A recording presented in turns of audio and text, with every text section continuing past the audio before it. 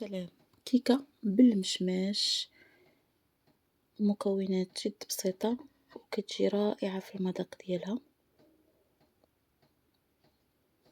أجيو تشوفوا معايا الطريقة ديال التحضير. غادي تاخدو واحد 250 غرام ديال الدقيق، تقريبا نص كاس ديال السكر الأسمر، ممكن تعوضوه بالسكر الأبيض، واحد المعلقة كبيرة ديال النشا ورشيشة د الملحة، واحد جوج ديال الخميرة كيميائية من فئة 8 غرام، نص كاس ديال الزيت ونص كاس ديال الحليب، واحد المعلقة د العسل. تخلطوا كلشي مزيان ومن بعد غادي تضيفوا مشماش مقطع.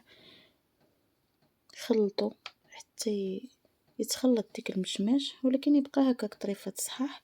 دهنوا المول بزويته او زبيده، كبوا فيه داك الخليط، زينوه بالمشماش، وهذا هو الشكل ديالو من بعد ما طاب ووجد.